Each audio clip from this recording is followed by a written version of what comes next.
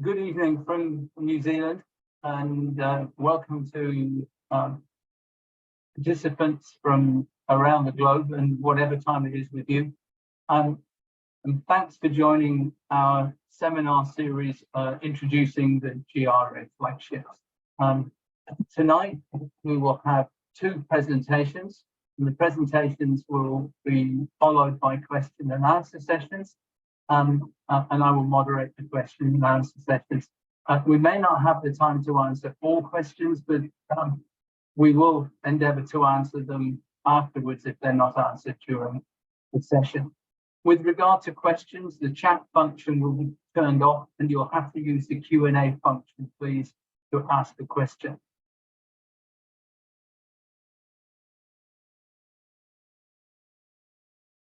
I now want to share my screen, if I can. So I'm having some problem sharing my screen.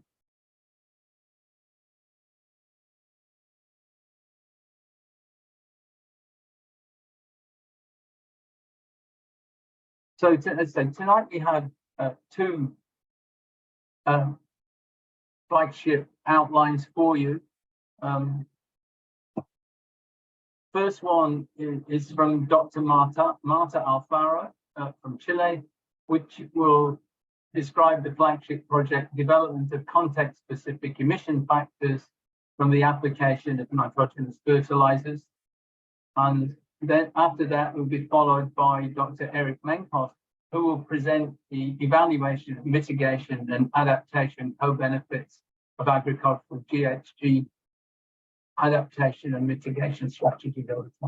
I'd really like to thank Eric for stepping in. Cynthia Rosenbank was going to do this, but she has COVID, so Eric has stepped in very happily to do that for us. Before we go into the two presentations and discussions, I would just like to take the opportunity to just outline the GRA and what the flagships are. I'm sure that for some it will be a bit of a repeat, but we do get new people in each of these seminars, so I will take a few minutes to go over them. So just to introduce the GRA, what is the GRA?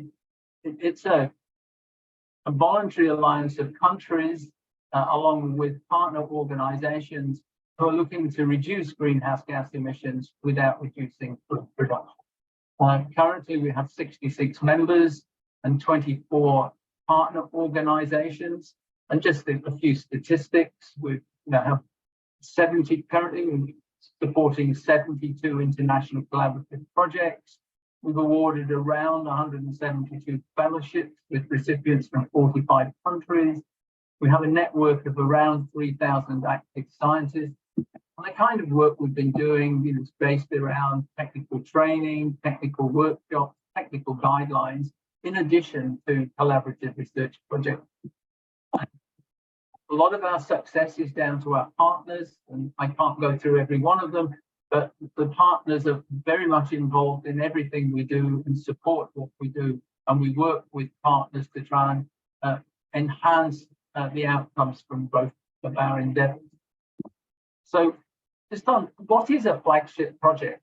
And really the idea of flagship projects within the Global Research Alliance is that these are projects that we want to try and give as many opportunities for country members and partners to participate. So they need to have very wide involvement with a strong emphasis on providing opportunities to collaborate at low cost. So it could simply be data, samples, knowledge sharing, as well as research and the contribution of resources. And all of our flagships have a defined timeline and an outcome of global applicability. They are not projects designed where they're beneficial to a single country. We're trying to develop projects that have an outcome of global significance. And so they're generating knowledge and using an identified community of experts within the GRA membership. The GRA is a voluntary organization. So when it comes to flagships, to ensure that we can develop effective flagships, we really need to have very strong leadership. So we need an identified project lead. we need to have at least some core funding confirmed for the core activities, plus an idea of what the proposed funding mechanisms are for the additional activities that go on beyond the core of the project. So quite often these projects can take a reasonable time to get off the ground, but the really important thing is that they then are very large projects, that collaborations are across the globe with outcomes of global significance. So just to outline, at the moment, we've got very roughly 6 projects going on, with a number in development. We've got the economics of pastoral GHG mitigation. We've got the ensuring long-term mitigation adaptation co-benefits, which will be presented this evening. We have another active flagship run out of the US on in Spain around feed additives for reducing methane. We've just got a flagship off the ground, which is really understanding rumen microbial processes and mining the rumen microbes to develop novel ways of reducing methane. We're getting the presentation tonight on the flagship on reducing NZAGRC emissions, and we're in the process of developing a flagship on satellite monitoring of pasture quality and quantity to improve livestock management. And I won't go into these, but I've really outlined them there, and just some timelines. The economics of GHG mitigation, we've already ran a workshop on that, and the first results came out in June. On the technical guidelines about feed additives, which is the feed flagship, that is now underway. We have a postdoc coordinator in place, and work on that for starters, and that will go on for 2 years. The adaptation mitigation co-benefits, that will be tonight. And the rumen flagship that is now off the ground has funding from 2 sources, and the work is just starting on that one. You're going to get a presentation tonight on the emission factors for nitrogen, and the satellite monitoring one. The funding application is in place and the partners are in place to start that. So that's really it for me in terms of the overall introduction to this. So I'd really now like to hand over to my colleague Marta Alfaro to describe the work on satellite monitoring. Work on nitrogen. Marta is a well-known colleague for many years, and has been a member of the Global Research Alliance science community for over a decade. She is a researcher at the Institute of Agricultural Research in Chile in the field of nutrient cycling and losses to the environment from livestock systems. And she focuses very strongly on climate change and greenhouse gas emissions. She's participated in national and international grants to develop country-specific emission factors, really important things that go into national inventories. And she's working on generating strategies for improving adaptation mitigation in the agricultural sector, including providing opportunities for capacity building on GHG emissions from Latin American countries. She currently leads the inventory development team in agriculture for Chile, and she is the UNFCCC reviewer of greenhouse gas inventories. She's also on the editorial board of the emission factor database, and she finds a little bit of time at the moment to also be the chair of the Global Research Alliance. So I'm not quite sure when she actually does that, given her many activities. But welcome, Marta, and I'll hand over to you to continue the presentation. Thank you, Harry. Good evening, everyone, or good morning, depending where you are. If you could stop sharing your screen, then I could. I'm trying to. Nothing is working. Okay, no worries. Hang on, let me try it now. I just stop now. Yeah. Stop.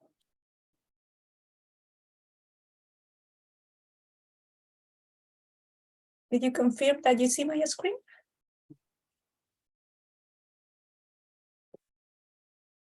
Thank you.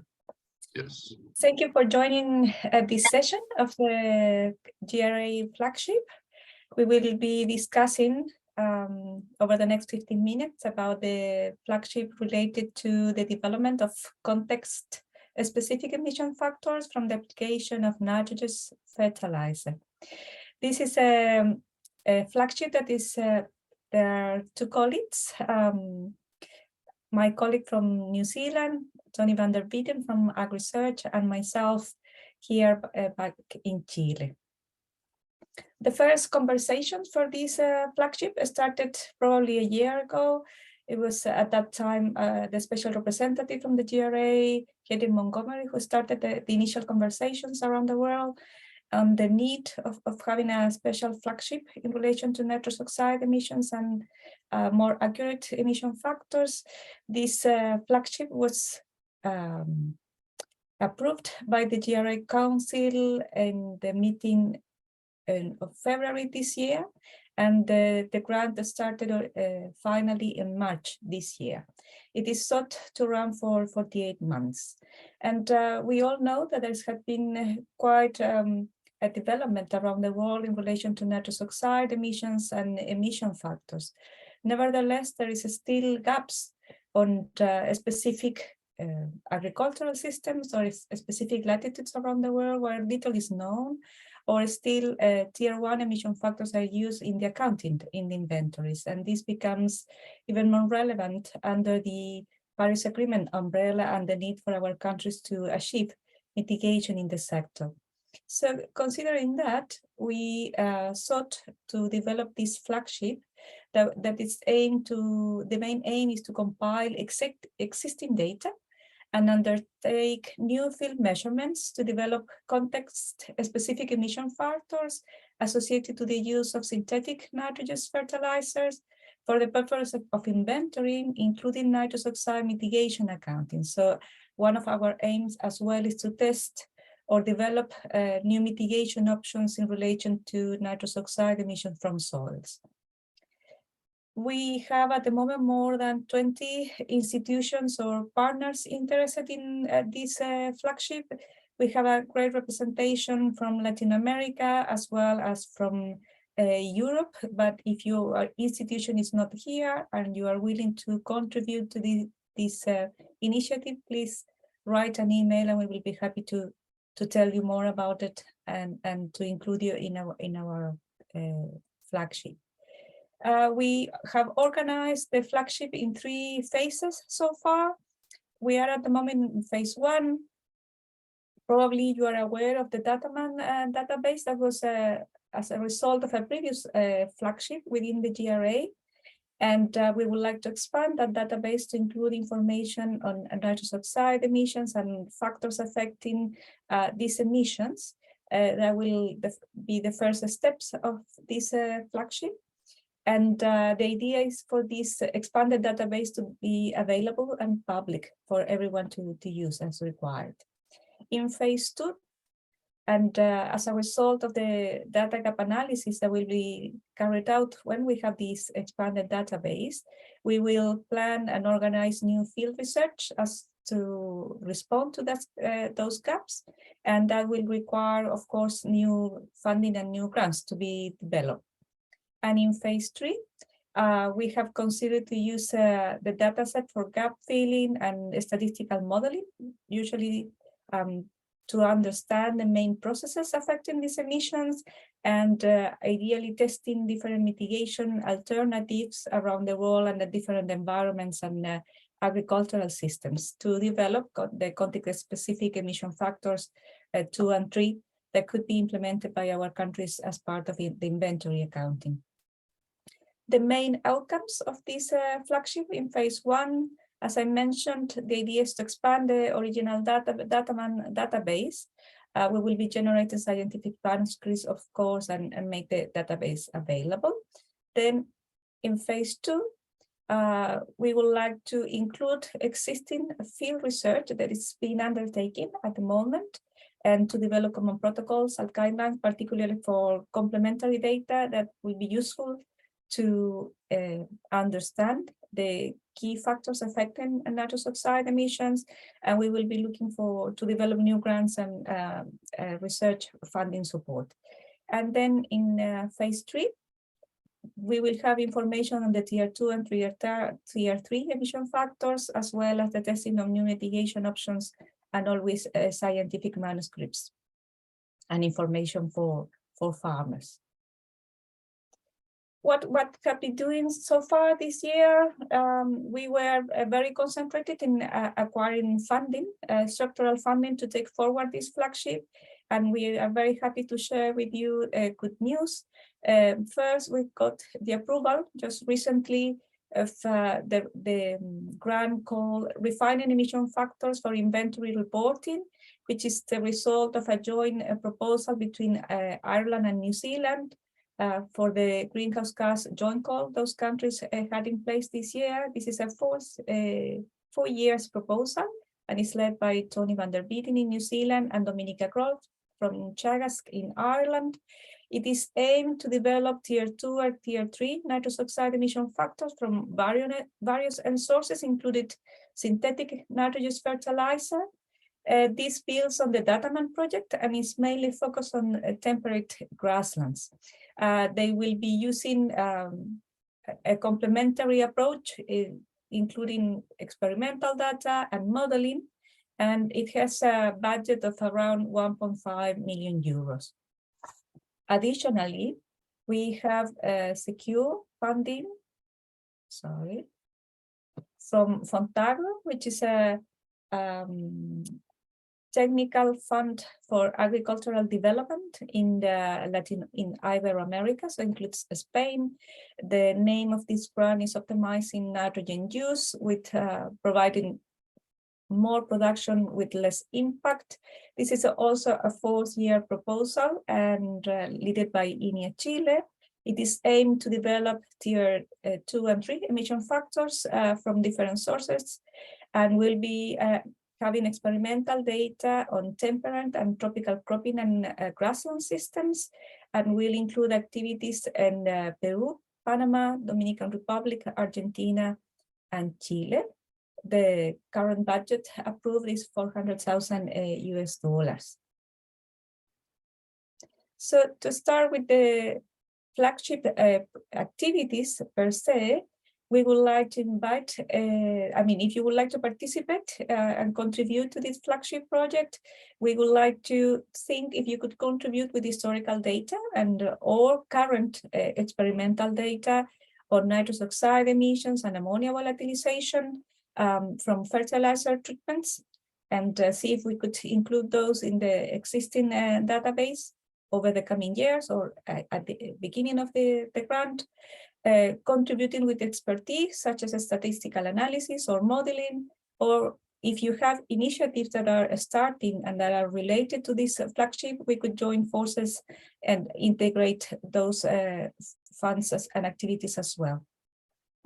To start with the activities, we would like to propose a kickoff meeting in Ireland next year, March 2023, to discuss and confirm the overall structure of the flagship project and organize smaller work packages and establish the responsibles for each one of these deliverables.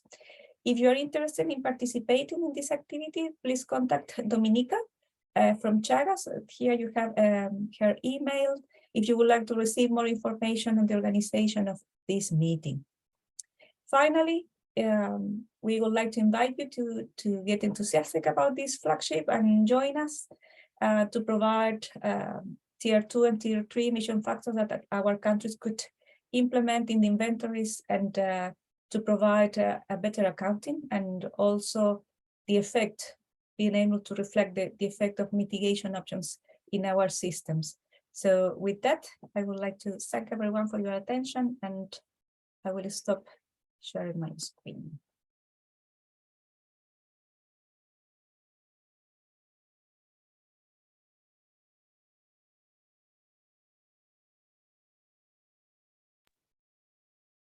You're muted, Harry.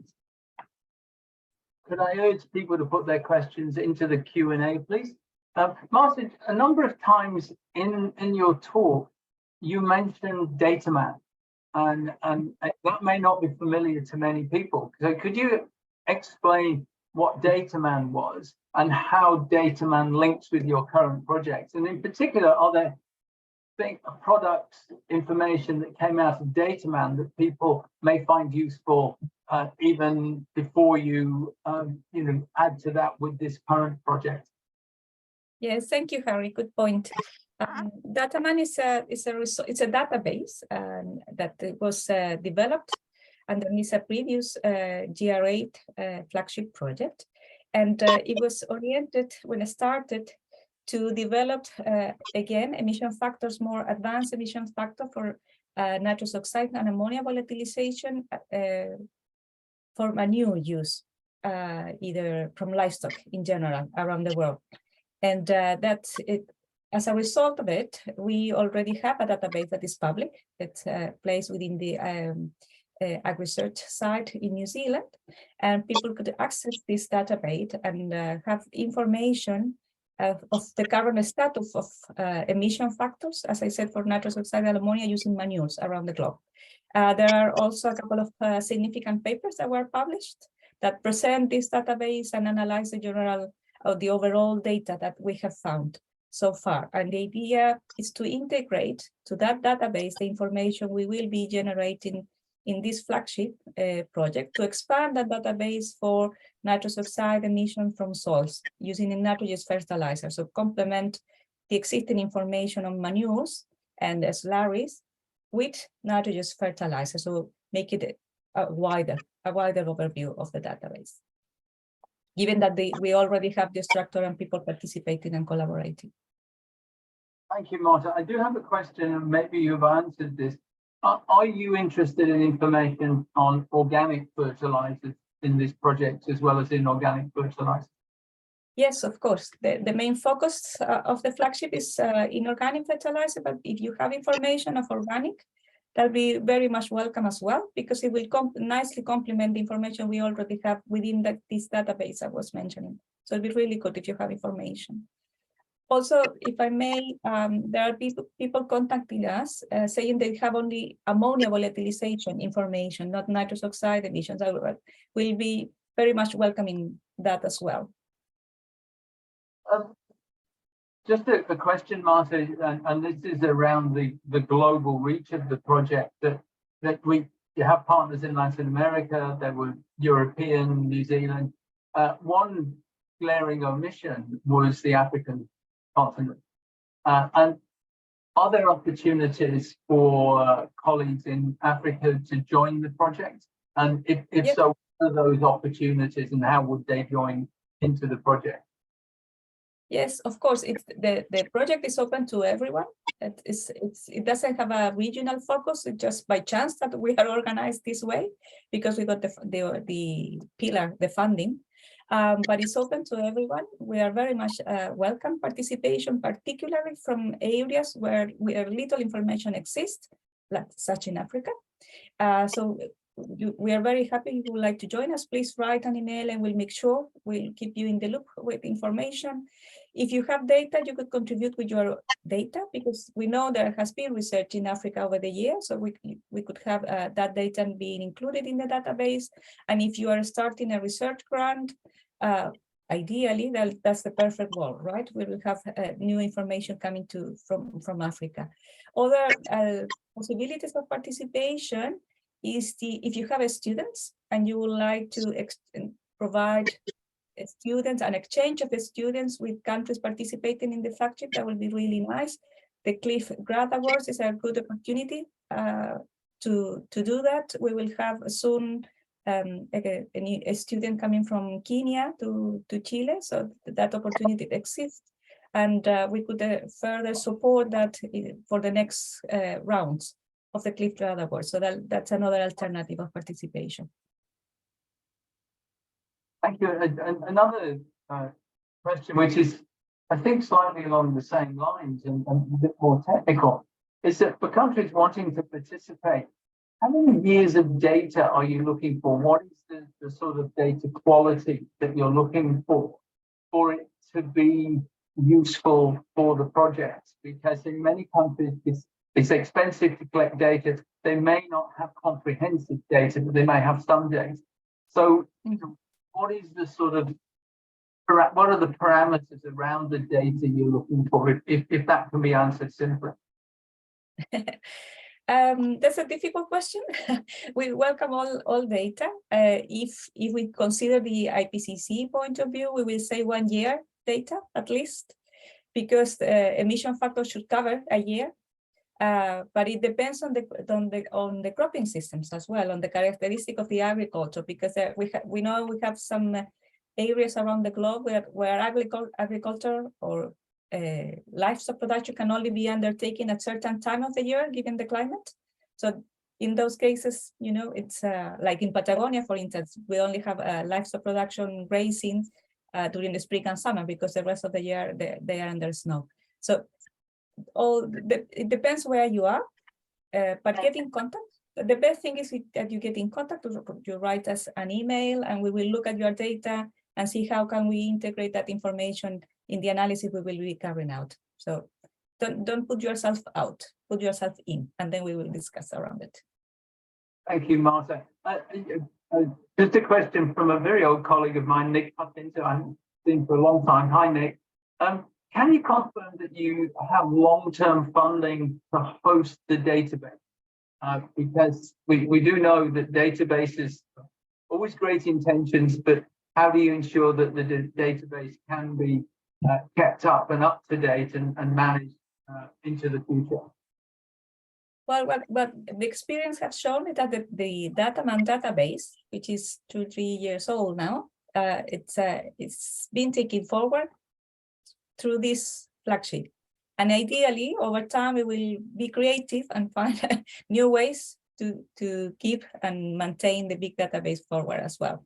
So I couldn't say that we have more than 4 years at the moment, which is the funding we already got. But ideally, we will be creative enough to maintain it over time. Thank you. And I have a couple of questions from Soren Peterson. I think one is more of a comment, really, that findings from Denmark are the N2A emissions from manure are significantly higher than those from synthetic N sources. And this is based on a number of studies. Do you have a comment on that at all, Martha? Well, it depends on the systems. In the other way, I can say, for instance, that in our soils, in grassland soils of southern Chile, emission factors are a quarter of the traditional emission factor used and proposed by the IPCC guidelines for inventory accounting. So I think what the most relevant point is that we need to have proper measurements and determine what emission factor adequately reflects the national circumstances. And I think that's the most important thing, particularly in the years to come and underneath the Paris Agreement. So it will vary. We will be surprised maybe for what we found, but I think the most important thing is that we measure, we analyze the data, and we provide better emission factor for our country to do the accounting. Thank you. And a second question from Soren, which is to do with the scope of the work. Will, as part of your work, be developing recommendations for future monitoring studies and the protocols that go with that? Is this a component of the work? Yeah, it is. It's included in phase 2. So first, the original, a general overview of the data, and then provide, based on that and the gaps, provide recommendations for the new experiments being carried out, new research grants, like the length of the sampling, for instance, that we were discussing before. And ideally, where we have more information, also recommendation for farmers. You know, what are the promising mitigation options in certain latitudes around the world? So not only for researchers, but also for farmers. Yeah, thank you, Martha. Another technical question. To get improvements in emission factors, will you be requiring field measurements of N2O that use any particular methodology, for example, the closed chamber methodology? I'm sorry, I couldn't hear that. I think it was the internet connection. In getting to your improved emission factors, you will require field measurements. And do those field measurements have to be by a particular methodology? For example, the closed chamber methodology? No, I mean, we would like to have experimental data from all experiments or from experiments running over these coming years. What we need to note in the database is the methodology that was used to provide that data, but we are not excluding specific methodologies or accepting only other methodologies. So we need to make a note of the methodology that was used. And I think the most relevant point is how you cover spatial and temporal variability independently of the method you use to take the measurements. Thank you.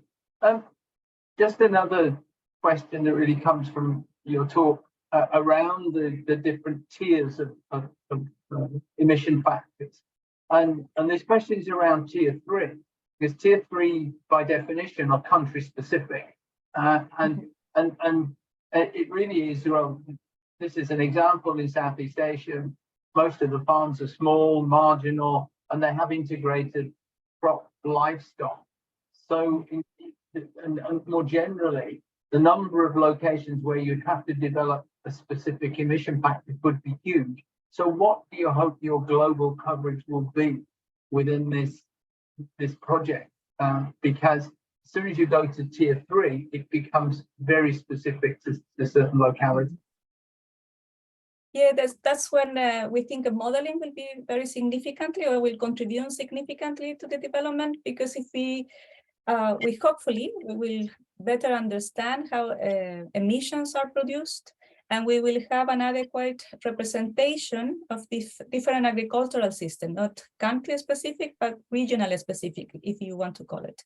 And as long as we are able to have a good representation of a specific agricultural system, like the one you mentioned, those emission factors won't be country specific, maybe, but it'll be regional specific or agricultural system specific. And then it will be the decision of the inventory team within the country to see how apply those emission factors. That's the ideal world. We won't be able to work per country, except where a lot of information is being produced. But we would like to provide information for agricultural systems that are relevant at different areas of the world. That's the main aim. Thank you. And there are a couple of others I think we will answer offline with comments offering information and data, so we will put them in touch with you. I have one, I think, final question, Marta. It's kind of stimulated by your work in the emission factor database and the IPCC. How do you see yourself integrating the information you're getting into that IPCC database? And do you intend to, in actual fact, make all of your data available to the IPCC database, specifically in the format in which they need it? Is that a particular output from the project? We hadn't discussed about it, but I think it's a must. I mean, this work is for countries to be able to use the information in the accounting. So it'll be really good, and I think it's a must to be included in the emission factor database from the IPCC. The easiest way of doing that is having the scientific manuscripts being accepted and published, because that is the general way the IPCC reviews information, new information coming out. And there is a specific format, an Excel format, to provide information for the IPCC. It's not difficult to fill in. It's a different format, but it's not difficult to fill in. And I think we should consider that as well along the flagship to provide that information to the emission factor database. Thank you, Marta. There are a couple of other questions which I think we can answer offline, but unless anyone has any final questions, so I'm just trying to keep track of these. Yeah, most of the others are comments that we can handle offline. So really what I'd like to do, Marta, is thank you very much for your presentation and for comprehensively answering the range of questions that we had. We will be making, this is to everyone, we will make Marta's contact details available. We will be able, and we have a recording of this that you can look at later. And there will be many opportunities to contact Marta and discuss how you can get involved in this. And we've had a number of queries, Marta, so I think you'll be expecting a number of emails in your inbox at some stage, looking at how people can join in and what the opportunities to do that, and hopefully contributing some data to your project. So thanks very much, Marta. Thank you. Okay. So now, and remarkably, we're sticking to time. It's a first for me. I'd now like to move on to our second project. And as I said, we've had a few changes of personnel last minute. And so I really would like to thank Eric Menkos Contreras for stepping in at short notice. He really has stepped in at the last hour to ensure that we could make this presentation. So much thanks for that, Eric. And just some brief details of Eric. Eric is a senior research associate at the Columbia University Climate School and serves as the program manager for the Agricultural Model Intercomparison and Improvement Program, which we all tend to know as AgMIP, but we probably couldn't tell you what it was without if we were asked. But we all know AgMIP. It's been going for a long time and very well respected program. Eric was also a chapter scientist and contributing author for the food security chapter of the special report on climate change and land. He contributes to writing, editing scientific papers, books, and supports the planning and execution of multidisciplinary workshops worldwide. Eric's background is he has a master's in climate and society from Columbia, and interested for someone who's working partly in an agricultural sector, has a degree in chemical engineering from the Technical University of Monterrey in Mexico. So again, many thanks, Eric, and we'll hand over to you for the presentation on behalf of AgMIP. Thank you. Thank you, Harry. So yeah, let me just bring up the slides.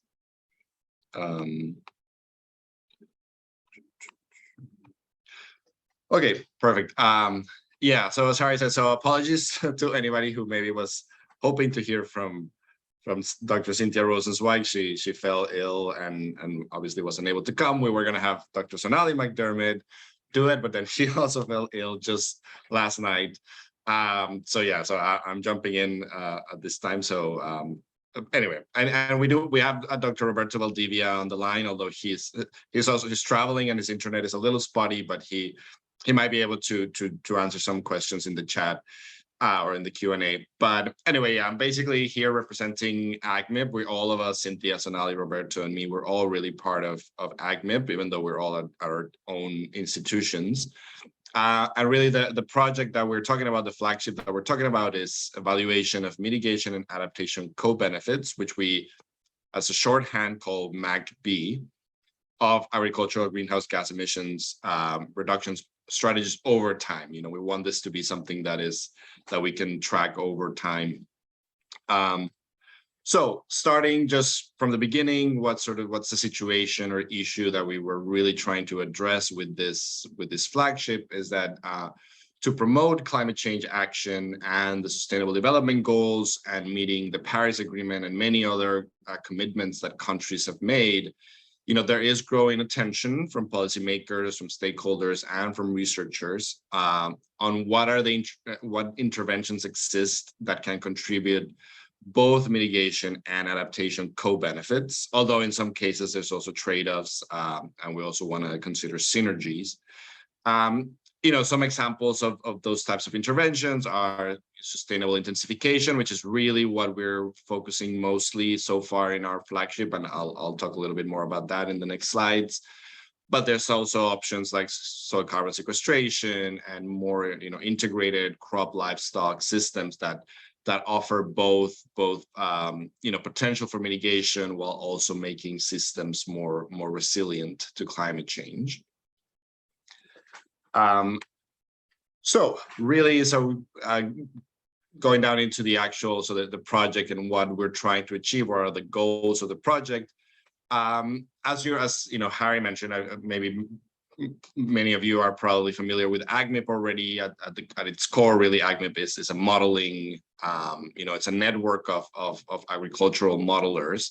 So what we're trying to do here is to trial a modeling approach that can quickly and efficiently determine the likely best options for changing agricultural practices in ways that deliver both mitigation and adaptation benefits. So as I was saying before, so for example, with sustainable intensification, really using the models that we have to project if we change our certain farming practices in certain regions, what do the models tell us about improvements in adaptation, but also at the same time, improvements, potentially for mitigation. In some cases, there will be trade-offs, but really we're looking for that sort of perfect, Goldilocks options that provide both. We want to accelerate the process of identifying this most promising options and progress to trialing and scaling more quickly than has been done before. And we are looking to apply this methodology in many regions worldwide. So for the previous project, Marta's project, a few people were asking like, okay, can we do this in Africa? Can we do this somewhere else? And really what we really want to do here is yes, I mean, we are open to doing this, really worldwide. We really have, and again, I'll go into this in some of the later slides, but yeah, we really have what we're calling a pilot project with funding from the Australian government, from ACIAR in Bangladesh. So really, we're doing this, I think, a little bit differently than many flagships. We really were this really was through our connection. So AGMIP is a partner of the GRA, and so we've shared some of the work that we've been doing. We were already doing some of this sort of looking at mitigation and adaptation in India and in Vietnam a little bit. And we shared this at a GRA meeting, and ACR was there, and they reached out to us and said, hey, we would like to give you some seed funding for a similar project, but we're interested in Bangladesh. And we said, okay, yeah, we'll start testing this in Bangladesh. And so we really had already started this project. The project started about a year ago, a little bit over a year ago. It's actually going to end basically in January, at the beginning of next year. So we were already sort of into the project when we found out about what flagships are, and we said, hey, this could be a flagship. But even though the pilot will be ending soon, the idea is really to share all of this with you all and with the GRA network to potentially look at expanding to new regions, or expanding the work in Bangladesh, but also going potentially to new regions. So I mean, I maybe said some of these things already, but yeah, so some of the main outcomes and impacts that we're trying to achieve with this project is to develop the tools, and really mostly we're talking about modeling, but tools by which national stakeholders can learn how mitigation strategies in agriculture will interact with climate change as well as adaptation. So again, this is all about bringing mitigation and adaptation together. We want to build on the GRA expert community to develop and apply new protocol-based methods. That's a very key thing with AGMIP. We always do everything protocol-based. So again, as I've been saying, we want to do this, be able to do this in different regions. So obviously we want to have, we're already working on this on the Bangladesh project, to have a protocol that then can be followed even if it's in a different region. We know that we're following sort of the same steps to provide country level decision makers the evidence that they might need to make their mitigation strategies be long lasting. Going back to the title of the project, really we want this to be over time, really look into the future and how this potential interventions that we're talking about, whether it be sustainable intensification or something else, what are the long-lasting impacts. And we want to generate new knowledge with high scientific impact that, again, the countries and decision makers can take and use that to say, like, okay, how do we improve our NDCs and our commitments, to the Paris Agreement, to the SDGs, and all these other things that countries are trying to contribute to. On the left, I mean, I won't go on the right, sorry, I won't go too much into the detail, but this is just to show sort of how the AGMIP works. You know, we always start off with stakeholder engagement, and I'll show this in the next slide. You know, we don't just helicopter in and say, okay, this is what you need to do. We always start off with, okay, meeting with the stakeholders. What are they telling us? What do they say they need? What are they seeing? Especially farmers. I mean, we mostly work with smallholder farmers. And then once we get that information from them, then we start bringing it into the modeling world, right? So we have our climate models. We have for a long time, we were focusing, so AGMIP was focusing on the impacts and adaptation side of things, the resilience. But really with this project, we're as I've been saying many times, it's really bringing in the emission side too, and modeling for emissions and finding ways of, you know, what are the co-benefits between the two. Also potentially, you know, considering synergies and trade-offs, all of it really to eventually, you know, influence policies and programs, both for mitigation and adaptation. And really this is all kind of meant to signify very much like a circular, iterative project going back to the stakeholders. So, for example, this photo was from last month, or I guess 2 months ago now, but in September, we held we call it our MAGB stakeholder workshop in Bangladesh. Roberto was there. I wasn't there in person, but Roberto was there. Again, showing that we really do want to get together. We always start off because this whole project has basically taken place over the COVID pandemic. So a lot of the interactions have been, you know, virtually. We did hold at the beginning of the project, like I said, so over a year ago, we held an initial webinar. But then finally last month or in September, it was possible to hold an in-person meeting. So right now, and the project basically, so it's been led by AGMIP, which AGMIP is a partner of the GRA, with Columbia University and NASA, represented by myself and Cynthia, Oregon State University, represented by Roberto Valdivia, New York University, which is Sonali McDermott, and then we also have DNDCR, which really DNDC is the key model that we're using that has the capability of looking at both mitigation and adaptation. But of course, we have our partners in the region, which is obviously key. So we're really working closely with CIMMYT in Bangladesh, and they helped us bring in BIRI, the Bangladesh Rice Research Institute, the Bangladesh Agriculture Research Institute, the Met Department, the Rural Development Academy. So the idea really is any project that we do, and we've had some very, very initial conversations, for example, to do something similar in Chile, actually with Marta, who presented just before. We're considering doing something in Chile, maybe focus a little bit more on the livestock side of things. And again, the idea would be to bring in really institutions from the region to work together with AGMIP. We have, again, also very initial discussions. We've done work with AGMIP in Zimbabwe for many years now, and looking really at integrated crop and livestock systems. So that's another region that could potentially be, where we could have a MAGB project. So we're very open. This what I'm showing right now, it's very specifically for the pilot project in Bangladesh.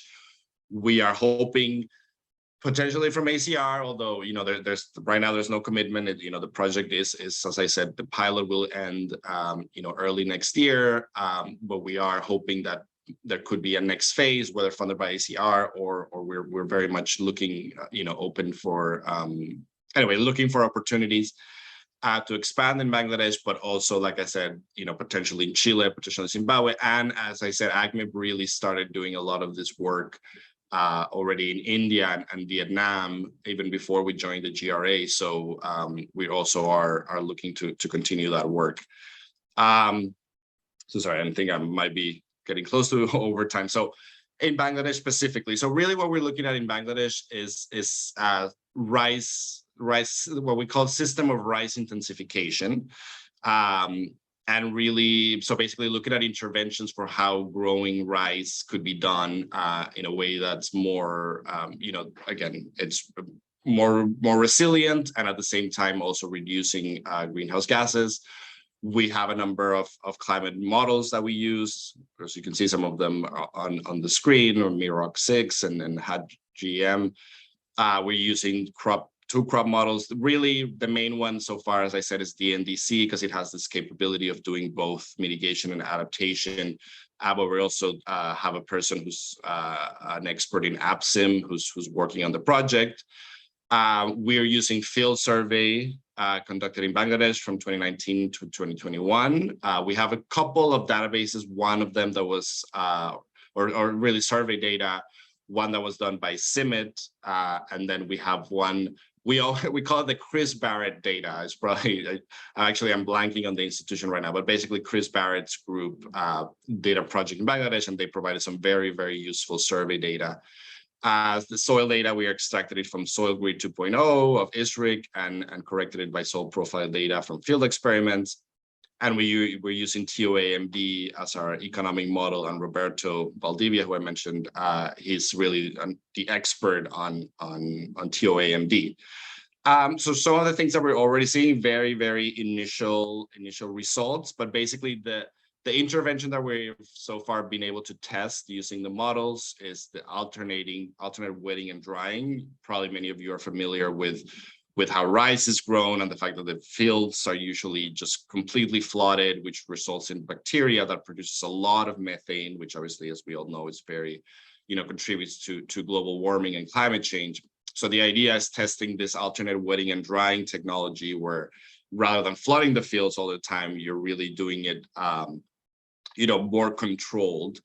And already what we're seeing from the models is that using that sort of technology can not only reduce the need for water, which obviously makes the system more resilient, but it is also showing reductions in CO2. And then when we look using TOAMD and looking more at the socioeconomic side of things, when we're looking at applying alternate wetting and drying, we are seeing increases in incomes and decreases in poverty rates for the different regions that we are looking at for the project. Again, very early results, but we also, some of the early results that we have from India are showing similar results.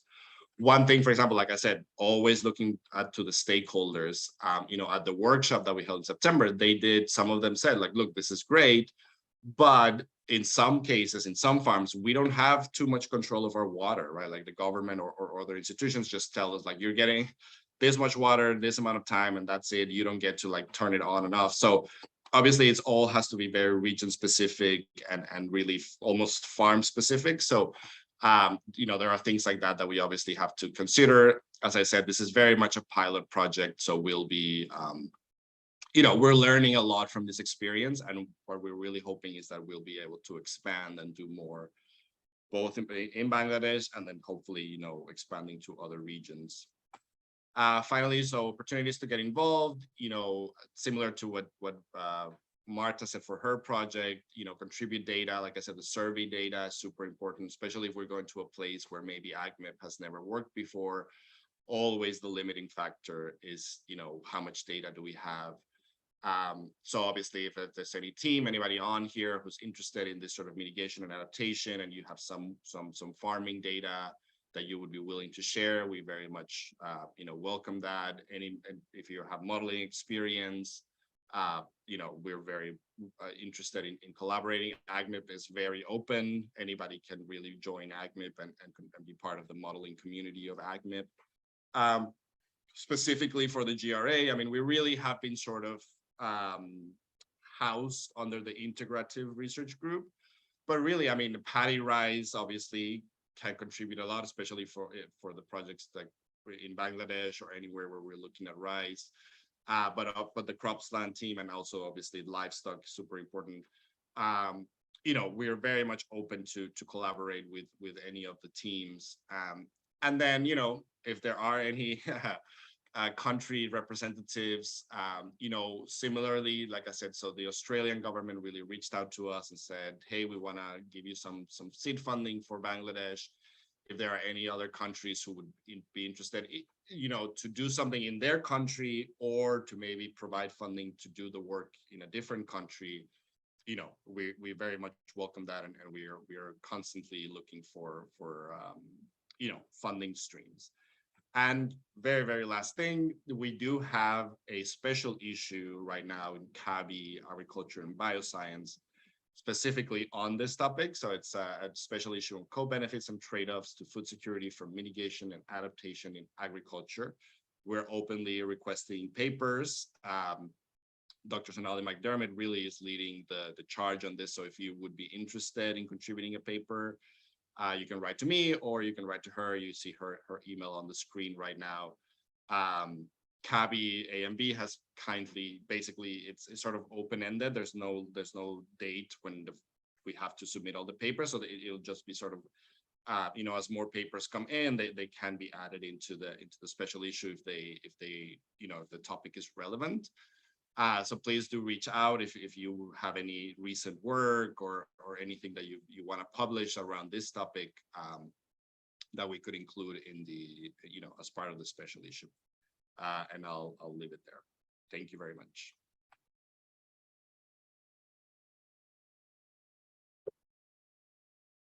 Thank you very much, Eric. But very difficult for you to step in at the last minute, but a wonderful job. Thank you. I've got a couple of questions that I'd like to ask you that are coming from the floor. And one, I think, a very important one is, what are your plans to upscale the results that you've got from Bangladesh? And then, is it more crops, moving on into even livestock? And then, who is your real audience for the information? Who is actually going to use this information that you're generating? Yeah, thank you for the question. Yeah, so really yes, the idea is, as I said, this is very much a pilot, and we want to expand. As you saw, CIMMYT is one of our key partners, and obviously rice is not so much their bread and butter, really their maize and wheat. So even from within our team, there's already the consideration like, okay, rice is super important, of course, and we do need to look at that, but we also can start looking at wheat, we can start looking at maize. So yeah, the idea is if we're able to have a next phase of the project, if we get more funding, to expand to other, other farming systems, other types of crops, potentially, yes, integrated, crop livestock systems. We're very much open to exploring other, other interventions and other farming systems. And really, we really want to work closely, and we are. So, for example, in Bangladesh, like I said, we're working with BARI, BIRI, which are these sort of government institutions. So really, the idea is to give decision makers and policymakers the data that they need to be making those decisions when they're working on their NDCs, when they're working on their, what I call the adaptation plans, NAPs, or anyway, there's too many acronyms, but yeah, basically providing them the data that they can then use and say like, okay, for our national level planning, or could be more regional, but local to national stakeholders and decision makers, providing them the data that they need to make those decisions. Thank you. So a question around the feedback you received on your modelling results so far. Are there any perceived weaknesses? And based on the feedback you've received, where would you look for potential improvements to your modelling approach? Sure. Yeah. So yeah, there's things like that example that I mentioned about sometimes the models don't like you can put in all the information, but if the like I said, like government or if people don't have that access to the water, like we're used to here in the US, for example, where we can irrigate and do whatever, But there are regions, especially in developing countries, where that's not possible, and we heard it very clearly from the farmers and from the people, at the workshop.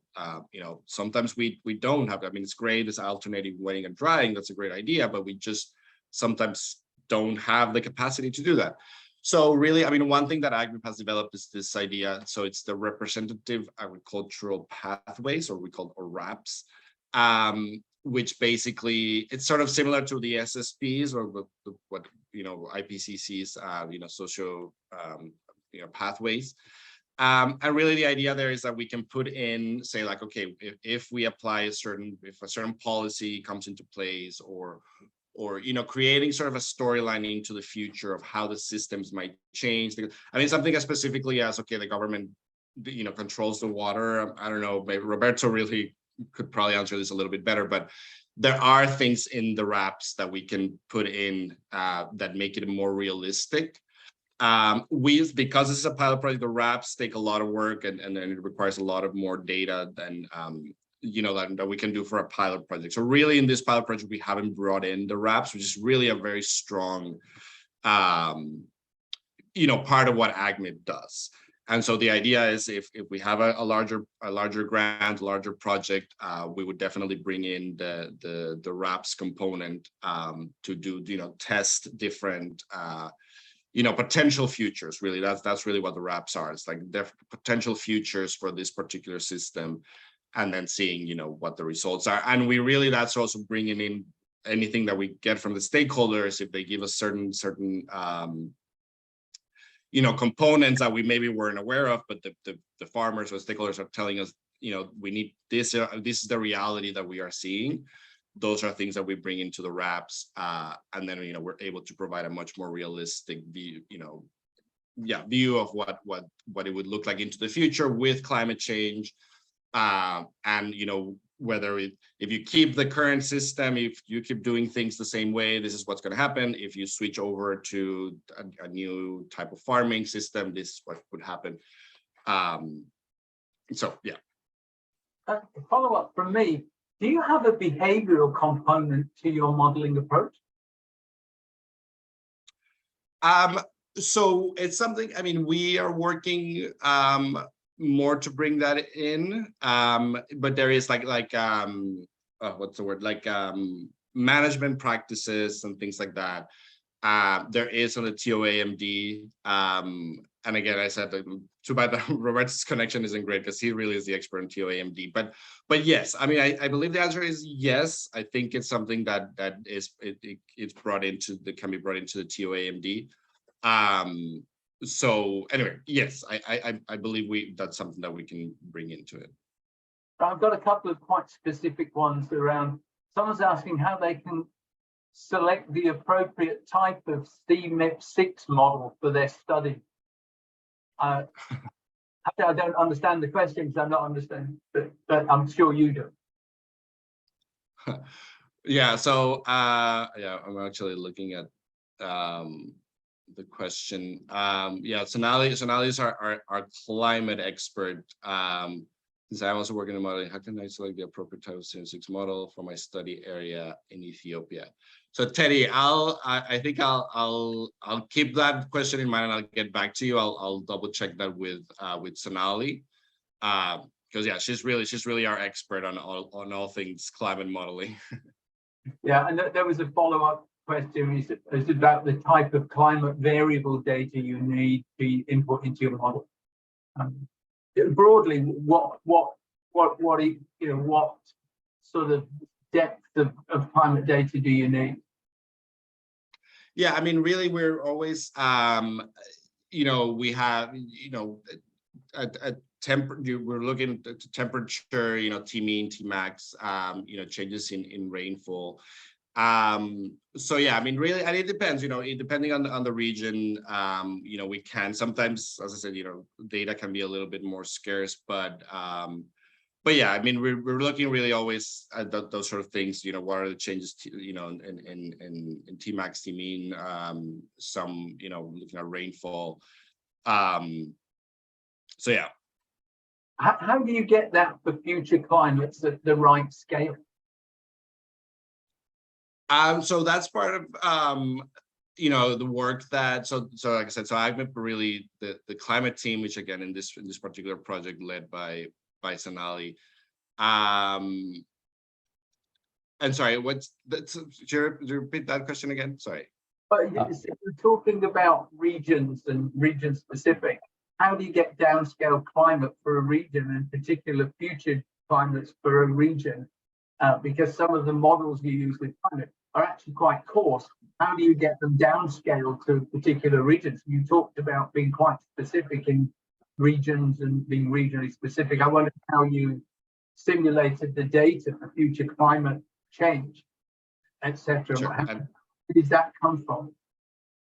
Yeah, I see Roberto has turned his Yeah, camera. Harry, I don't know. My internet is cutting a lot, but if I can answer those questions in general, for more than 12 years in ACME, we have been developing the protocols to be able to link climate data and tools with crop, livestock, and economics.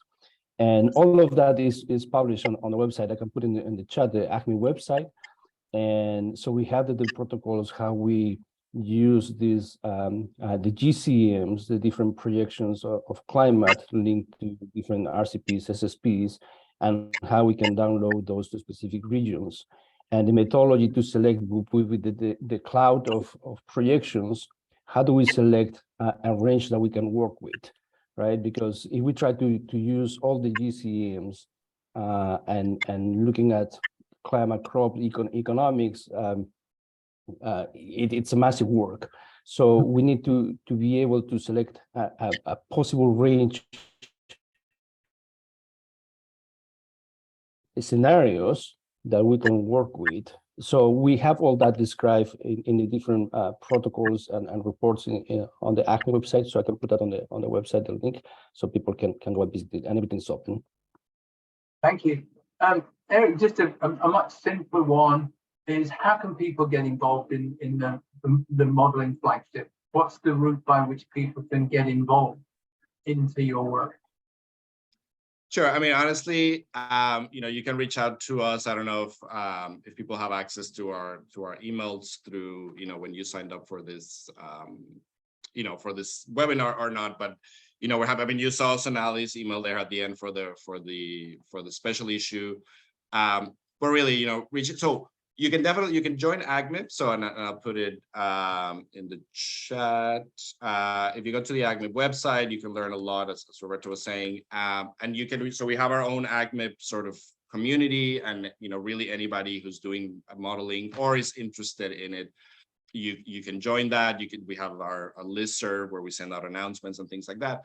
And so through that, so either you can join AGMIP and then through that, or just contact me or Sonali or anybody from our group directly, just letting us know, what sort of, what your interests are, if you're a modeler or if you are, a stakeholder or whatever.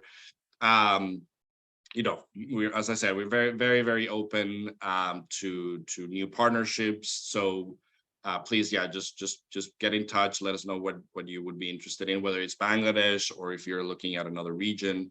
And we can go from there. And like I said, really, we have this pilot project. We are going out. We're hoping to go out and get new funding. So we would love to partner with other groups also to together, put in a proposal or things like that. So yeah, please do reach out. Yeah, thank you. We are going to have to close in a minute. I'll just try and rush through a couple more. One is I'll phrase it in a slightly different way. You're predicting outcomes. Are you going to do any validation by either field measurement or compare it by your own field measurements, or comparing it with other data sets that you can obtain from literature? And it's just that validation step when you predict something. How are you going to get validation of those predictions? Yes, yeah. So that is part of what we're doing, and again, with this initial pilot project, there's only a limited amount that we can do. But yes, always, especially now, validation is a key part of it, and really. So anyways, short answer, yes. I mean, that is part of what we're doing, looking at literature, And really, we want to continue. Like, usually with AgMed, what we like to do, as I said, is sort of build a team in region that we can, even after the project ends, you know, we continue to work with the teams in the region, and we really build those partnerships to keep following up with them and seeing how things are going. So yeah, for sure, that is part of what we're trying to do, and in a bigger project, obviously, that we will be able to do, you know, even more. Yeah, thank you. There are a range of other questions, Eric, but I think a lot of them are quite specific around asking for help or what they can do. We will try and answer those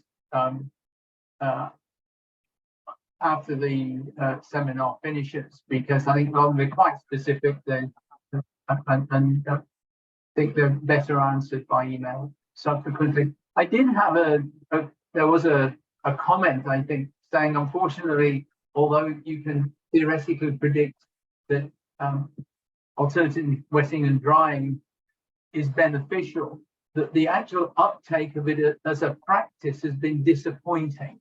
And I remember talking to a lead researcher at GRA. He said it was the most researched mitigation adaptation practice, but probably the one that was least taken up by farmers.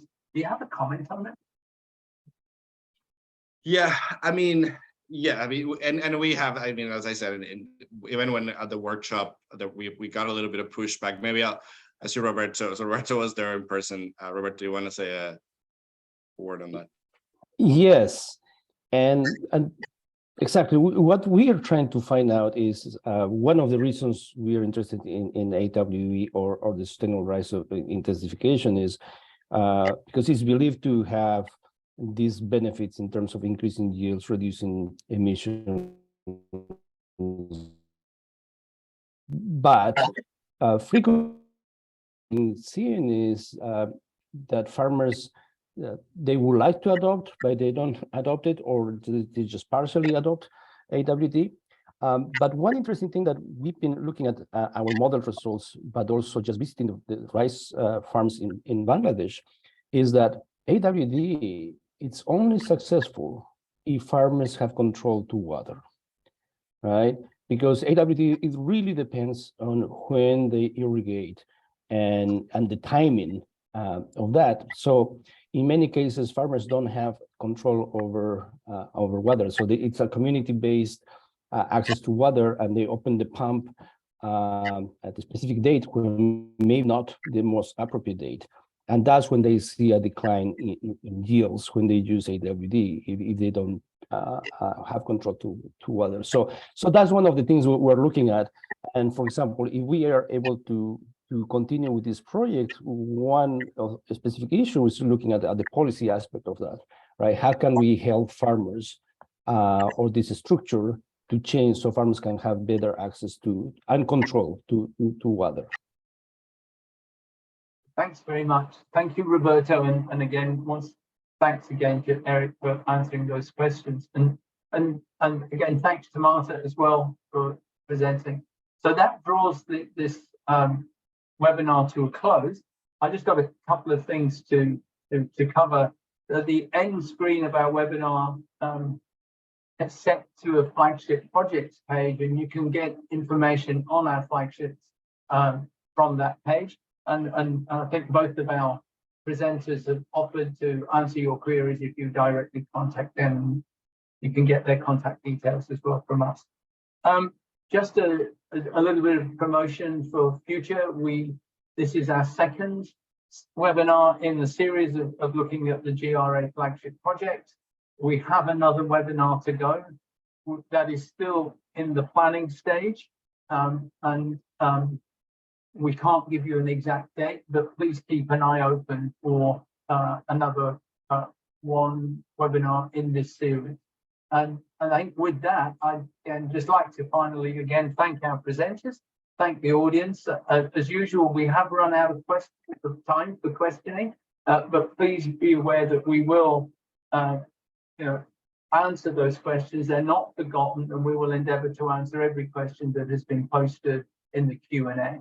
So again, for me, it's good night, and I'm off to bed, but for many of you, I'm sure it's the start of your day. So enjoy your day, and many thanks for attending this webinar.